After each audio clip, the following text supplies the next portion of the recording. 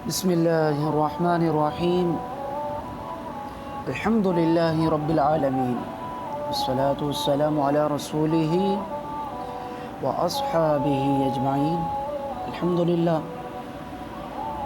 سید الایام یوم الجمعہ ذی القعدہ کے تقریباً دوسرے جمعہ المبارک کا دن ہے، اور آج انشاءاللہ ہم درس قرآن مع تفسیر کا آغاز کر رہے ہیں۔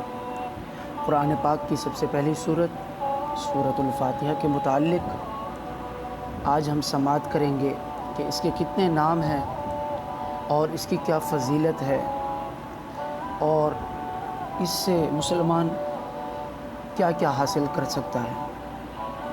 سورہ فاتحہ کے بہت اسماء ہیں، اور کسی چیز کے زیادہ اسماء اس چیز کی زیادہ فضیلت اور شرف پر دلالت کرتے ہیں۔ اس سے معلوم ہوا کہ سورہ فاتحہ بہت شرف اور مرتبہ والی سورت ہے، اور سورہ فاتحہ کے اگر اسماء کی طرف دیکھیں تو تقریباً اس کے 7 اسماء ہیں۔ سب سے پہلا فاتحۃ الکتاب۔ فاتحۃ الکتاب کے ساتھ اس سورت کو اس لیے موسوم کیا گیا ہے کہ مصحف یعنی کہ قرآن پاک کا افتتاح اس سورت سے ہوتا ہے۔ تعلیم کی ابتدا بھی اسی سورت سے ہوتی ہے، اور نماز میں قرات کا افتتاح بھی اسی سورت سے ہوتی ہے، اور ایک قول کے مطابق کتاب اللہ کی سب سے پہلی یہی سورت نازل ہوئی تھی، اور یہ کثرت احادیث میں تصریح ہے کہ نبی علیہ الصلاۃ والسلام نے اس سورت کو فاتحۃ الکتاب فرمایا۔ امام ترمذی روایت کرتے ہیں، حضرت عبادہ بن صامت رضی اللہ تعالیٰ عنہ بیان کرتے ہیں کہ نبی اکرم صلی اللہ علیہ وسلم نے فرمایا، جس شخص نے فاتحۃ الکتاب کو یعنی کہ سورہ فاتحہ کو، یہ صحیح بخاری میں ہے کہ جس شخص نے سورۃ الفاتحہ کو نہیں پڑھا اس کی نماز کامل نہیں ہوئی۔ یہ ترمذی شریف کی حدیث مبارکہ ہے۔ پھر اس کے بعد دوسرا نام ام القرآن، یہ بھی سورہ فاتحہ کا نام ہے۔ کسی چیز کی اصل اور اس کے مقصود کو کہتے ہیں، اور پورے قرآن کا مقصد 4 چیزوں کو ثابت کرنا ہے: الوہیت، اللہ تعالیٰ کی ذات اور صفات، معاد یعنی کہ مر کر دوبارہ اٹھنا، نبوت اور قضاء اور قدر۔ سورہ فاتحہ میں الحمدللہ رب العالمین الرحمن الرحیم کی الوہیت پر دلالت ہے، یعنی کہ اللہ تعالیٰ کے الوہیت یعنی کہ اللہ ہونے پر، اللہ تعالیٰ کی ذات اور صفات پر، یعنی کہ یہ دلالت کر رہا ہے الحمدللہ رب العالمین الرحمن الرحیم۔ اور مالک یوم الدین کی معاد پر دلالت ہے، مطلب جب انسان مر جاتا ہے تو اس کو زندہ دوبارہ اٹھایا جائے گا۔ ایاک نعبد و ایاک نستعین کی اس پر دلالت ہے کہ ہر چیز اللہ تعالیٰ کی قضاء اور قدر سے ہے اور قدرت سے، یعنی کہ اور انسان مجبور محض ہے، نہ اپنے افعال کا خالق ہے۔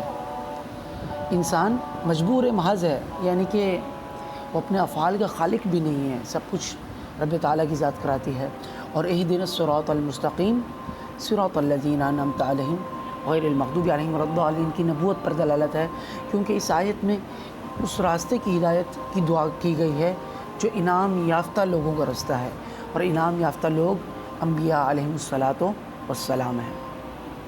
نبی علیہ الصلاۃ والسلام نے اس سورت کو ام القرآن فرمایا ہے۔ امام دارمی روایت کرتے ہیں کہ حضرت ابو ہریرہ بیان کرتے ہیں کہ رسول اللہ صلی اللہ علیہ وسلم نے فرمایا، الحمدللہ ام القرآن ہے، یعنی کہ سورۃ فاتحہ ام القرآن ہے اور ام الکتاب ہے اور 7 مثانی ہے۔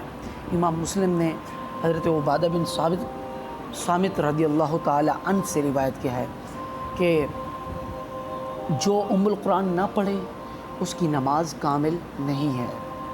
اسی طرح سے تیسرا نام سورۃ الحمد، اس صورت کا نام سورۃ الحمد بھی ہے کیونکہ اس صورت میں اللہ تعالیٰ کی حمد ہے، جیسے سورہ بقرہ اس لیے کہا جاتا ہے کہ اس صورت میں بقرہ کا ذکر ہے، یعنی کہ گائے کا ذکر ہے۔ اسی طرح سورہ اعراف، سورہ انفال اور سورہ توبہ کے اسماء ہیں۔ نیز مذکور یعنی کہ الصدر، مذکور الصدر یعنی کہ سنن دارمی کی حدیث میں نبی علیہ الصلوۃ والسلام نے اس صورت کو الحمدللہ سے تعبیر فرمایا ہے۔ پھر چوتھا نام سبع المثانی، قرآن مجید میں ہے وَلَقَدْ آتَيْنَاكَ سَبْعًا مِّنَ الْمَثَانِي وَالْقُرْآنِ الْعَظِيمِ، ہم نے آپ کو 7 آیاتیں دیں جو دہرائی جاتی ہیں۔ امام بخاری نے روایت کیا کہ رسول اللہ صلی اللہ علیہ وسلم نے فرمایا الحمدللہ رب العالمین سبع المثانی ہے، اور وہ قرآن عظیم ہے جو مجھے عطا کیا گیا ہے، یعنی کہ حدیث مبارکہ ہے کریم آقا علیہ الصلوۃ والسلام نے فرمایا، امام بخاری نے روایت کیا، آپ نے فرمایا کہ سبع المثانی الحمدللہ رب العالمین ہے اور وہ قرآن عظیم ہے جو مجھے عطا کیا گیا ہے۔ اسی طرح سے اگر 5ویں نام کی طرف دیکھیں ام الکتاب، حدیث مبارکہ میں اس صورت کو نبی علیہ الصلوۃ والسلام نے ام الکتاب فرمایا ہے، یعنی کہ سورہ فاتحہ، اور صحیح بخاری میں ہے حضرت ابو سعید خدری رضی اللہ تعالیٰ عنہ نے ایک شخص پر سورہ فاتحہ پڑھ کر دم کیا جس کو بچھو نے کاٹا ہوا تھا، اور کہا میں نے صرف ام الکتاب پڑھ کر دم کیا ہے، یعنی کہ سورہ فاتحہ کو پڑھ کر دم کیا۔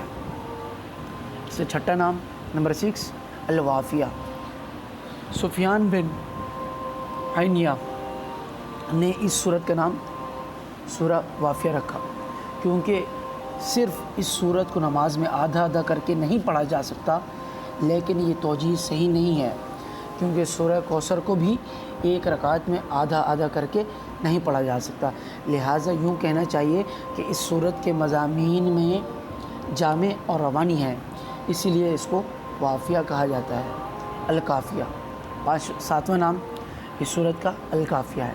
اس صورت کو کافیہ اس لیے کہتے ہیں کہ دوسری صورتوں کے بدلے میں اس صورت کو پڑھا جا سکتا ہے، اور اس صورت کے بدلے میں کسی صورت کو نہیں پڑھا جا سکتا۔ حضرت عبادہ بن صامت بیان کرتے ہیں کہ رسول اللہ صلی اللہ علیہ وسلم نے فرمایا ام القرآن یعنی کہ سورہ فاتحہ دوسری صورتوں کا عوض ہے، اور دوسری کوئی صورت اس کا عوض نہیں ہے۔ پھر 8واں نام الشفا، سورہ فاتحہ کا الشفا نام بھی ہے۔ امام دارمی روایت کرتے ہیں کہ حضرت عبد المالک بن عمیر رضی اللہ تعالیٰ عنہ بیان کرتے ہیں کہ رسول اللہ صلی اللہ علیہ وسلم نے فرمایا فاتحۃ الکتاب ہر بیماری کی شفا ہے،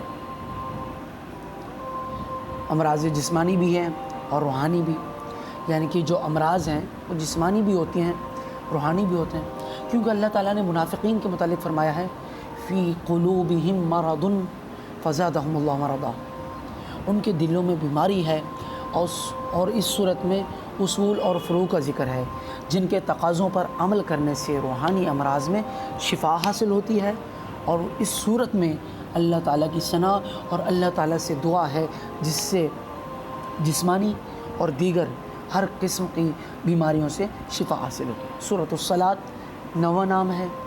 نبی علیہ الصلوۃ والسلام نے فرمایا اللہ تعالیٰ نے اس صورت پر صلاۃ کا اطلاق کیا ہے، نماز کا اطلاق کیا ہے۔ امام مسلم نے حضرت ابو ہریرہ سے روایت کیا ہے میں نے رسول اللہ صلی اللہ علیہ وسلم کو یہ فرماتے ہوئے سنا ہے کہ نماز کو سورہ فاتحہ میرے اور میرے بندے کے درمیان آدھا آدھا تقسیم کیا گیا ہے، یعنی کہ نماز کو میرے اور میرے بندے کے درمیان آدھا آدھا تقسیم کیا گیا ہے، اور میرے بندہ کے لیے وہ ہے جس کا وہ سوال کرے۔ بس جب بندہ کہتا ہے الحمدللہ رب العالمین تو میں کہتا ہوں بندے نے میری حمد کی،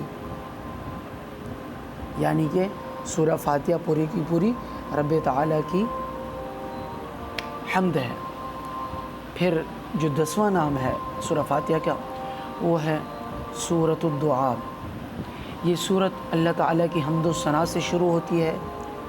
پھر بندے کی عبادت کا ذکر ہے، پھر اللہ تعالیٰ سے صراط مستقیم، اللہ تعالیٰ سے صراط مستقیم پر ثابت قدم رہنے کی دعا ہے۔ اور دعا اور سوال کا یہی اسلوب ہے کہ پہلے داتا کی حمد و ثنا کی جائے، پھر دست طلب بڑھایا جائے۔ آپ عام طور پر دیکھتے ہیں کہ اگر کوئی منگتا، کوئی سائل جاتا ہے کسی سخی کے در پر، تو جا کر پہلے اس کی تعریف کرتا ہے، بولتا ہے میں نے لوگوں سے سنا ہے تم اتنے عظمت والے ہو، اتنے شرف والے ہو، تم اتنا سخی ہو۔